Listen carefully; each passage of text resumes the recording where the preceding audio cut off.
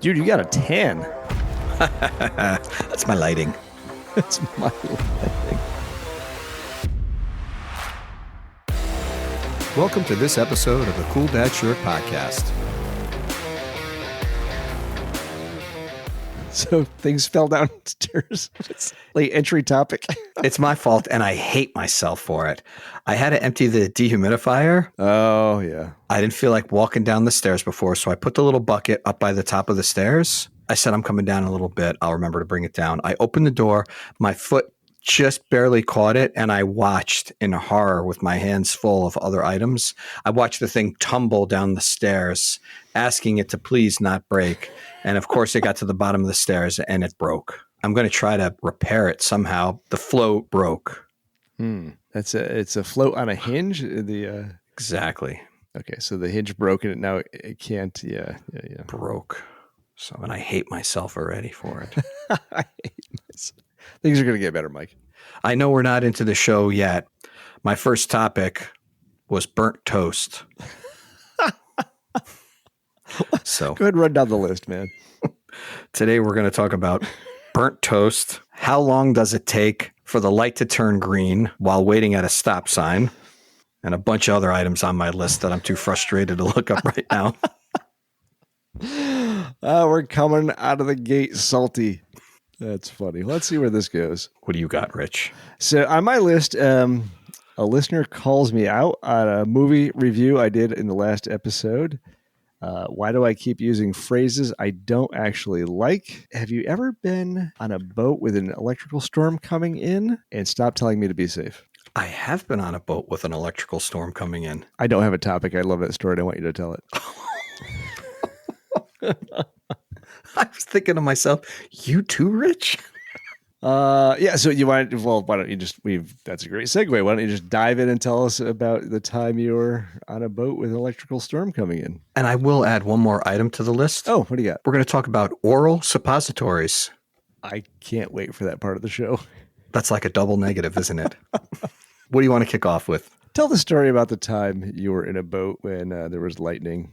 Yeah, this is a true story too, which is even better. It was myself, Wiley. I'll change the names to protect the innocent. Guilty. And my wife and Wiley's girlfriend at the time. I think those are the only crew members. Crew. If I'm recalling this correctly. And we were way out in, I don't know if we were on Saratoga Lake or Saga. We were on one of the lakes and we ate some dinner and we were back out on the water. Because it was dark, we didn't necessarily see all these clouds roll in. And the next thing we know is we found ourselves in the middle of a very frightening electrical storm. You know, we quickly packed up, everything that was loose on the boat so we can, make a very fast break for the shore. And for whatever reason, we grabbed a flashlight to help see a little bit better. And we just sort of spun around and we aimed it on ourselves. And I'm not exaggerating. Our hair was sticking up because there was such a strong electrical charge in the air. And the story's funny, but at the time, of all the moments in my life that I really thought that I was going to die, I've never felt more fear about being closer to death than at that moment. And now we're gunning it towards shore. And as we got there were some other people. And I remember there was one lady in the water because she had to do something with the boat. And as I sort of reached over to her to give her a hand, she said, no, don't come close. Because I believe people were so fearful that if one person got hit with lightning, it could likely arc and affect many people. So that was the story, Rich. I'm sorry it didn't have a humorous spin to it, but well, I'm sure we can make something out of it. Well, I think the origin of you telling me the story was, man, this goes back so long ago. I think I told you an urban legend, which the story goes, they found 3 dead guys on a golf course and a camera laying beside them. This has all the fingerprints of an urban legend. And later when they developed the film, they found pictures of each other with all their hair standing up. And so they surmised that they were laughing so hard about everybody's hair standing up, not realizing they were about to get struck by lightning and all killed immediately, which not really a funny story, except that I'm pretty sure that's not true. To which you said, I have a story just like that. And I remember you telling it. And that, to your point about fear, that's not just wondering if it could happen. You guys were charged like you were actual targets of lightning. Yes. In terms of just having, a very, very interesting, scary life experience, that's in one of the top 3 for sure. True story. No, I like the story and how we segued into that. Yeah. Um, And I'll add, when we did pull the boat out of the water, even the ride home was frightening because the thunder and lightning was so severe. that's a rough night. It really is. It was a rough night. I needed some ice cream after that. I definitely. We're gonna swing by and grab a cone. Yeah. Well, thanks for bringing that up. No, it's great. I don't know what made me think of it. I guess summertime and electrical storms got me thinking about that amazing story you told me years ago. Episode 41, the death episode. The one everybody stopped listening to. Well, on a lighter note, please. We got a message from longtime listener and previous guest on the show, Mike Wiseman, calling me out about my movie review regarding Dirty Work. Norm Macdonald and Artie Lang. Norm Macdonald, one of my favorite comedians. I was so looking forward to the movie, and I think I suggested after the one time I watched it a million years ago, it started out great, and it sort of left me. He said, you need to go watch that 2 or 3 more times to fully appreciate the genius of the movie. We were tasked to go check out that movie and see if I would like to recant my previous review. Okay. I will see if it's available on Netflix or any of the 10 services that we subscribe to. And we'll report back to Mike and maybe even have him on the show for commentary since he's such a cinematic expert. And very opinionated on the topic, so yes. Hey, speaking of opinions, what's your stand on aliens? I'm a fan. Because I read somewhere that having a good podcast requires having a position on aliens. We probably should make known what our position is and our stand. Yeah, we didn't want to talk about this quite yet because there's still some negotiations in the work. We are trying to get an alien on the show. We're going through the booking process. Actually, interstellar conversations are a little more difficult than you might imagine, but hopefully we can bring you some additional content from outer space, yes. We'll do our best, for sure. And if that Space Rock 31/Atlas, if that makes its way here, we might have a guest real soon. We'll have a guest real soon. Our alien overlords will straighten everything out, yes. The guy from Harvard. A 0.005% chance of it being organic or natural. Not a spaceship is what he's saying. No, what he's saying is it's that slim of a chance that it's some sort of natural thing in space. He's thinking that it's a man-made object or an alien-made object. Okay, so it's highly likely. Highly likely. This is not a rock.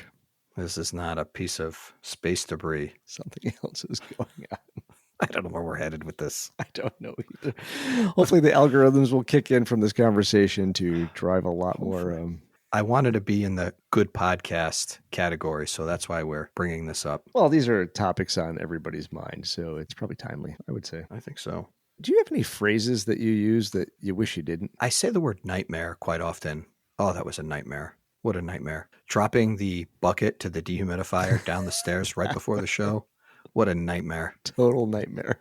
I'll have to think and do a little homework on the phrases. You must have a couple if you brought it up. Yeah, so this is part of the problem. Our new favorite part of our show is launching the unexpected topics at the co-host and seeing where it goes. But a few of these would require I would like a little more input or thought on these so I can come prepared to it. But maybe that's part of the fun. I don't really know.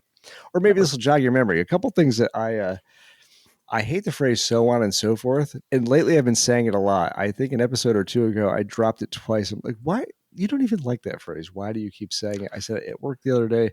I'm actively trying to not say that anymore. Right in line with, and I know this may be controversial. Oh, another win on the podcast topic front. Controversy. Stirred up, man. I really dislike the phrase, I'm going to reach out. Did so-and-so reach out? Janice reach out? Can you just reach out? Just reach out and see what's said. I think so-and-so reached out trying to find information. It's not even that bad of a phrase, but I hear it 72 times a day, and I refuse to say it anymore. Every once in a while, it slips out, and I'm so angry at myself when it pops out of my mouth. And so I'm deliberately trying to say, you know what, later I'm going to connect with Dexter, and we're going to go over the numbers on this. I'm guilty of that occasionally. Not in excess, though. No judging. Like it's okay. But I'm fed up with the phrase, and I'm changing. I'm actively trying to go in another direction. I remember the first time I heard it, I naturally just kept making that hand motion that they were going to reach out to ask. It's a them. little visual, yes. Yeah, it was very visual. I know exactly when and where and who it was that said it, which I'll share with you another time. I just don't want to mention them on the show. But you can send them a link to this podcast and just say, Yes. in case you were wondering, I was talking about you. It was you. Yeah, it was you. You probably think this podcast is about you. My day started by accidentally burning toast. And that kind of action sets the tone for the entire day. I'm not kidding. Our oven normally takes, and I make the toast in the broiler. Broiler takes a few minutes to get up to speed there, up to temperature, and toast the bread. For whatever reason today, it suddenly decided to get hot lightning quick. I put the toast in. I turned around for maybe just a minute. And all of a sudden, my toast was completely destroyed. And from that moment on, my entire day just followed suit. Everything today just turned up like burnt toast. Up until just a couple minutes ago, when I dropped the dehumidifier water bucket all the way down the stairs. It's still happening. This has been taking place since 6:40 this morning. A chain of events that started with burning toast. Burnt toast. Yep. I'm sure people out there can relate. Maybe they have, maybe it's not burnt toast from them. Maybe it's a mismatched pair of socks. Maybe it's spilling your coffee. It sets a tone, and that's it's tough to escape that that mindset. I hope you don't burn toast tomorrow, Rich. I'll be very vigilant tomorrow morning for sure. Just skip the toast, go straight to oatmeal tomorrow. Since the theme of the show is a little salty, we're a little wound up. I'm gonna keep with that theme and just say, everybody stop telling me to be safe. I've really about had it with people say, "Oh, be safe, just be safe." It drives me crazy to assume that you. I'm not sure where I'm going with this. If I want to stretch too far off a ladder to clean a gutter, I know what I'm doing, or I don't. You telling me to be safe is like really intruding in my life, and I don't like it. It's a very personal decision what I do with my safety. I think the general response when we were younger was drive fast, take lots of chances, to sort of mock it. But there's something very fun and adventurous about that. It's not even the drive safe, it's be safe. Like it applies to every part of my life. And I don't think I like your input on my life like that. Yeah. Stop telling me what to do. Exactly. That's my point. It's too woke. People are just overstepping things. Wanting me to not get injured. You appreciate the compassion, but if you want to take risks and live a little, so be it.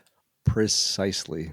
Your life is so together, you're going to step into mine and start micromanaging my safety. Things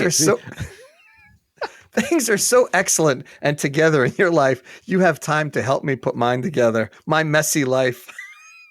27% of my energy today is going to go into managing you. Helping others put their life together.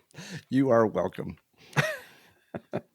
Let me know if this has ever happened to you, Rich. And I already know the answer, but I like to throw that out there anyway. This is what we do here.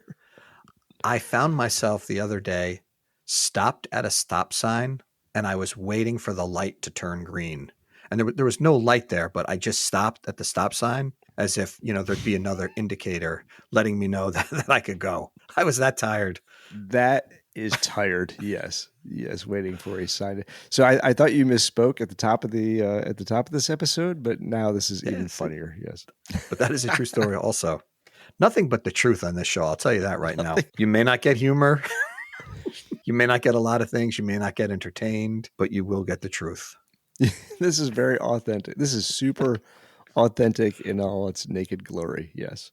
Well, this is the problem of moving into a digital world. That you had an expectation that you would get some sort of indication. Along the same lines, I don't know if you've ever done this either. Have you ever picked up a magazine or something with a photo in it and actually went to pinch zoom it? Your hand starts to move to do it. You're like, dude, what are you doing? It's paper, man. What's wrong with you? Too many times to admit, that's for sure. Okay. Good. I'm not alone. I'll tell you another thing we talk about a lot is bees. And once again, I was attacked by bees last weekend. What?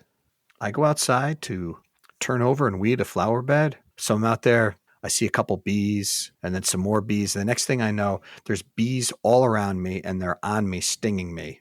Oh, geez, you were attacked. Yeah, I'm trying to pull them off me, but they had like super strength, super grip feet or whatever bees have, legs. Oh, they grab you good and keep stinging you, yeah. They're latched onto my skin. They're latched onto my hair, my clothes. I thankfully had some heavy duty leather work gloves on, and I was actually pinching them and pulling them off me. And I went running to the house. I'm like knocking on the door, and Nancy opens the door, and I'm like, I got bees on me. I got bees on me. Help me get them off. She opens the door and like it's not even sinking in. She's like, "Wait, there's a bee nest. Where is it?" And she's like walking right past me because she's curious. So she's like, "Where's it?" And I'm like, "No, there's bees on me. Your Get them off. throat Are is there any closing more?" up. I'm like can't freaking breathe out. anymore. I got bees. And I'm pulling them off me. And she's like, "Where? I was out there yesterday. I think I saw one." I'm like, "No, there's bees all over me." You're having a seizure on the front porch. Like, where exactly are they? They're on your husband, man. Yeah. Then she came out to inspect. I said, "Please don't come over here." I said, "Please be safe." I didn't say that. I said, don't go over there. They are very angry. They're very aggressive. You're going to wind up getting stung. Sure enough, she got stung a couple times too. And then I felt really wow, bad. Yeah. Once they're fired up, it's bad news. I couldn't really even tell where the nest was. I waited a day and then I hung out there for a while and just tried to observe where they might be coming from. And I found the nest, and I felt bad, but I mean, these things were aggressive and dangerous. So I put like a half a can of Raid, Hornet, and bee spray and right into the opening, and I haven't really seen any since then, thankfully. Yeah, I mean, we try not to kill things that don't need to die, but that is legitimately dangerous. And to her concern, right? You're out there with the dog, and all of a sudden, next thing they know, I mean, they're all in the dog hair, swarming the dog. Yeah, or a 5-year-old kid walking, down the street next to you. I feel bad. I mean, I don't mean these to be repeat segments, but I mean, this is my daily life. Well, it's something everybody can relate to. It's August. This is when we're dealing with aggressive yellow jackets and hornets, and it's that time of year. All the stories can't be cool, Rich, I guess. Well, if I could try to make it cool, my next door neighbor, at least once a year, I don't know why his yard gets a lot of the yellow jackets in the ground. And so we always these are in the ground too. I forgot to add that. I'm sorry. Go ahead. No. So that always ends with gasoline and fire. It's kind of cool. It's very cool. It is gasoline and fire. Yeah. You get a killer flame, and so interestingly enough, I think the past couple times, the next morning after doing that, he's found the ground tore up, and like a raccoon or a skunk or something gets in there and like dismantles it and just eats the remaining larvae. Wow. That like twice he's gone out there and has seen the ground opened up and like the honeycomb stuff busted open the nest in the backyard. Yeah. I haven't dug the nest up. I should dig it up and take a look down there and see. Definitely. Give it a few days. Sometimes they don't die immediately. Yeah. They continue to hatch for a day or two. So maybe give that a couple days before you dive in there with a shovel. Yeah, I'm going to go take a look. I couldn't set this one on fire because it was right at the base of one of those large ornamental grasses. I would have the neighborhood up in flames in a matter of seconds. So you could have, you exercised judgment and did not. I like where you're going with that, Rich. Yes. It probably, seriously, it would have been awesome for about 15 minutes. It would have been an amazing display of pyrotechnics. So I got a funny story about oral suppositories. I totally forgot about that topic. I cannot wait to hear where this goes. One of my niece's boyfriends, for whatever reason, I don't know what it was, and maybe I'll have him on in the future to tell the story, or whatever details there were before this. I just know that at some point he took a suppository and swallowed it because he either didn't read or didn't know the true nature. Suppository means. As he started to complain how hard it was to swallow, my niece figured out exactly what happened. And from that moment on, fear and panic ran very deep through his soul. He did not know what was going to happen to him. He didn't know if he was going to die. They wound up calling poison control because they were so afraid that he swallowed a suppository. It turns out that he was okay. It would be all right. I think they just, encouraged him to drink some liquid or whatever. He wound up swallowing a suppository. Not to pass judgment here, but suppository is a very distinct word. Yes. By the time you're 12, 14, 15, you swallow a pill. If the word suppository comes into play, even if you don't know what the word means, it kind of sounds like doesn't. When you hear suppository, the only thing closer to it is depository. That's it. Something's going somewhere. Something's going somewhere. Suppository. And he's smart guy, nice guy. That's what makes it funny. Yes. Anyway, it all turned out all right. He's okay. I would like maybe to have him on sometime to tell all the details. Yeah, not a bad. That would be a great feature to recap the actual horror from the storyteller himself. I would probably invite my niece to actually tell the story. She was a participant. She was certainly along for the ride. I saw a crazy meme the other day, kind of right up the alley of the Gen X. The nostalgic thing is very popular these days. Someone said, do you realize, the Bryan Adams song, one of his biggest hits, the summer of 69, we are actually closer to the year 2069 than when the song was written about in 1969? Oof. Which was probably written in 1989. We are 44 years away from 2069, and we are more than 56 years past the summer of 69. This show's turning into a real salty downer, Rich. Edit this out. That's too much of a downer. No. We're going to keep it. This will be episode 41, the depresso. The depresso. Buckle up, fans. This is going dark. Forget your oral suppositories. You're gonna need a Xanax. That's gonna be the highlight of the show. The suppository. It's gonna rescue this episode. Look at this product placement right here, Rich. Oh yeah. I miss Dr. Pepper. God, I loved Dr. Pepper. I don't actually think I can drink it anymore, but that's my fave. You look refreshing after that. Yeah. I feel refreshed. My skin is so burnt. I had to moisturize before the show. Oh, now that we're on camera, I had to moisturize. I got baked.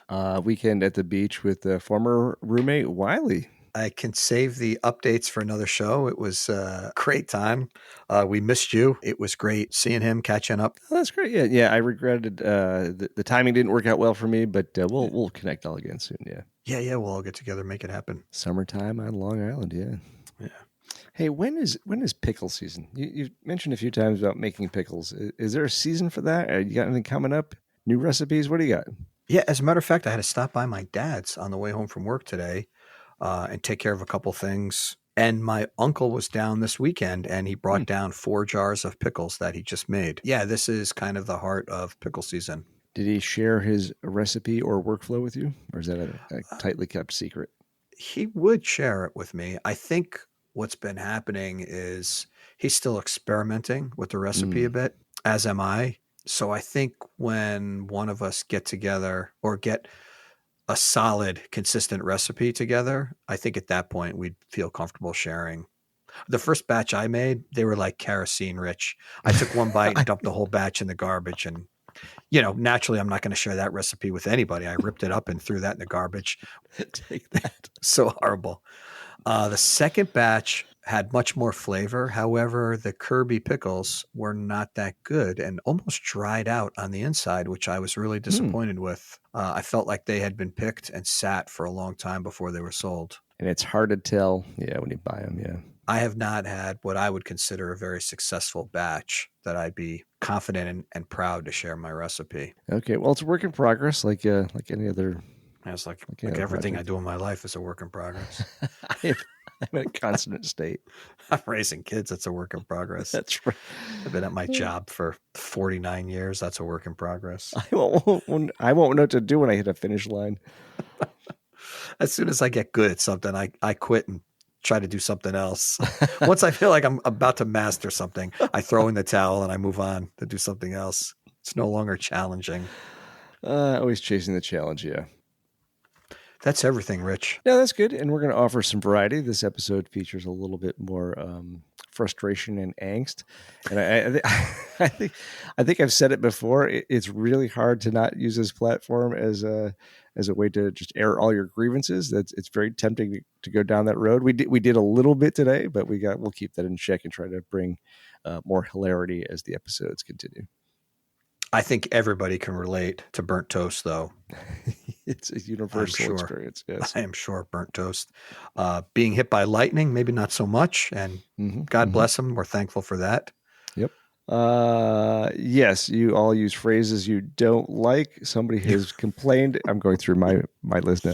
People have complained about. We're going to Somebody absolutely did not like your review of a movie. There's no way you got to this age where somebody didn't disagree with your review of a movie. We're coming for you, Mike Weissman. Oh, man. We'll get him on. We'll let him tell us what he thinks about the episode. Yes. Maybe we'll have a feature. Movie reviews by Mike Weissman. He would totally do it. All right, man. All right, dude. Well, I think it's another usable episode. We're gonna try. Dude, this episode is definitely probably usable. It's 0.005% usable. On that note, please like and review. Or don't. Just keep listening. Delicious.